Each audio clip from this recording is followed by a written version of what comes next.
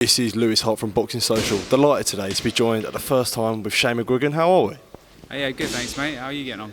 Yeah, I'm good. Delighted to be here. You know, just gone through a Daniel Dubois workout. He's got his fight in a couple of weeks' time. A massive fight for him. What are your thoughts on the whole occasion? Yes, look, I mean, I've actually had a fight at box in Tottenham before, which was considering there's only been one boxing show there since it's been open. So I managed to get on that card with Lawrence Okoli, defending his world title. So obviously it'd be nice to get back there. Kevin Lerana's he's a decent opponent. He's someone that's going to come to win. He's had a couple of good wins up at heavyweight, and I think we got to be switched on, and we got to obviously deal with the occasion. It's not just the opponent. It's boxing in front of, I don't know how many it holds, about 60,000-70,000. So that in itself is a chief support of Tyson Fury. So it's going to be a big night. Yeah, like you said, it's a massive fight. What do you make of Kevin Lerana's opponent being a southpaw, was a cruiserweight and then moved up to heavyweight? A real good learning test for Daniel Dubois, isn't it? Yeah, I think he tucks up well. He makes himself small. I think he's only about 6'1", 6'2". So Dan will obviously be quite a bit bigger than him. But with that, it's punching down. It's something different. It's also a southpaw, so the jab will be shortened. Dan's got great jabs, so he's going to have to try and find range for his jab. Got to find the right range for his right hand and right hook to the body as well. So there's a couple of tests that's going to have to be sort of dissected from Dan's point. He's going to have to work him out. But at the same stage, I think once Dan hits him, I think he'll put him to sleep.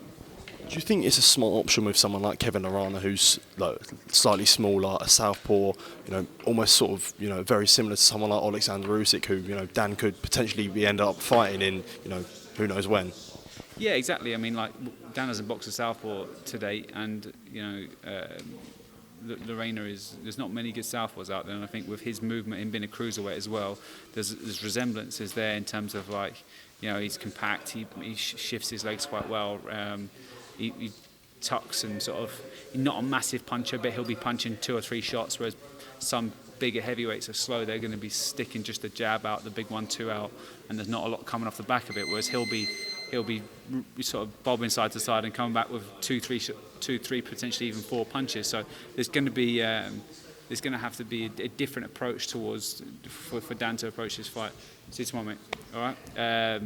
But with that, it's like we've had good preparation, and we know the sort of game plan that he's going to have to approach it with. But there's one thing doing it in here, and then there's another thing executing it out in the night. So looking forward to seeing how he does with it.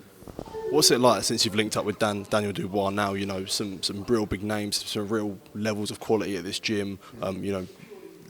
Now he's obviously got the WBA regular belt. What's it been like since you've linked up with him? Is it coming on leaps and bounds since you've been working with him? Yeah, I mean, I feel like he's improving a lot.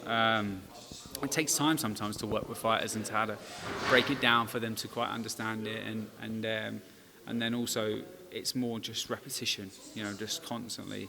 They might feel like they're in a position to land a shot, and then they throw it, and they're not. They're set up a bit wrong. So the way I coach is quite a unique way of coaching, and I think it takes time for people to sort of settle into that. But I feel like we haven't had enough rounds to really show what we've been working on. So, Trevor Bryant didn't last long. The fight before that was a round, and then Bogdan Dunu was 2 rounds. So, but we have been working since April last year. So that's about that's over a year and a half now. So there's been enough work in the gym that should sort of showcase itself on the night. Holding the WBA regular belt now, has that sort of position of leverage now where he's in line to fight Usyk? Do you believe that? Do you think that he has now a lot of leverage over heavyweights where he could be in line to fight Usyk? Yeah, I think all of the governing bodies sort of collectively said that he holds the WBA, the WBO and the IBF, and obviously Fury's got a WBC, but they said that the WBA regular was the first in line out of all of the mandatories. It was the WBA regular, and then it would have been the WBO, who's Joe Joyce, who's the interim champion. He would have got a shot, and then the IBF had Filip Pugovic, who was the mandatory. But I think the IBF have got potentially impatient and pressed that mandatory straight away. And look, it's one thing when you've got, I mean, it's not to say that Alexander Usyk doesn't generate a lot of money, but you know, he's said on numerous occasions that, you know, he only wants one or two more fights, and he wants big names, and, you know, he wants Wilder, he wants Fury, he's boxed AJ twice, so those are the fights he's looking at. And obviously the IBF are going to be listening to that and thinking he's got no intentions of boxing Filip Hrgović, so we might have to press that mandatory and either strip him or see if he will take it. And once that starts happening, that's the annoying thing about heavyweight boxing. It's a great thing for people like us that are in line for world title fights, but it is also annoying for a fan's perspective, because they're going to be watching and thinking, you know, with the UFC, you got one champion or whatever. Like, what, you know, why are they forcing these mandatories when they're not in the right position? So it's going to open the division up, and then, you know, are we going to get the Fury versus AJ? Are we going to get the, you know, AJ versus Wilder fights and stuff? Like, there'll probably be more potential of having the likes of AJ and Wilder, because the belts start scattering. But I mean, like, that fight, for instance, AJ and Fury, it had a small window for really making that for the undisputed championship. And obviously, look at the position how we are now. We're 12 months down the line, and it's all over the place. So there's just politics in this game, but we'll see. We'll just keep working. And obviously, if Usyk wants to hold on to that belt, the WBA, and then we get pressed for it, then obviously we're going to take that, because that's a massive opportunity. I was just going to ask you that, whether, you know, if the WBA did call a mandatory, you'd be something you're ready to take. Does it matter if it's Usyk or not? You know, does it matter if, you know, if he vacates the belt, you're willing to fight for a vacant belt? Especially, you know, like I said, you've only been working with Daniel since, you know, April of last year. Yeah, look, I think you're going to have to take that fight. You know, it's there is ways to beat him. He is an extremely talented fighter. But size is not a fact that sort of in his favour, as it were. So we would have to make that an extremely physical fight, and, you know, you have to get extremely fit, because you're going to be chasing him all the time. But it's a fight that you can't shy away from. You know, you've got to take your opportunities, and he is. You know, people will say Fury is the number one in the division, but it's like he's holding more of the belts. So really, from a belts perspective, he's holding more. You know, he's holding slightly more power. So, but look, I think any fight at this stage, you know, he's 25 years of age. He's been a pro quite a long time now.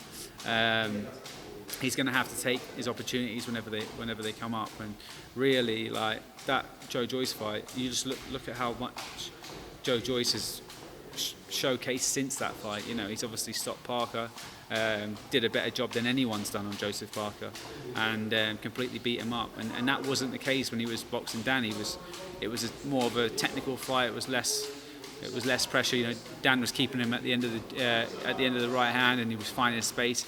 I felt like they both underperformed a little bit, and they both got a lot better since then. But he arguably has, for his style, has already had the hardest fight in the heavyweight division. For Daniel's style, I believe Joe Joyce is one of the hardest fights out there for him. But it's still a fight. If it came up again, we would definitely take it.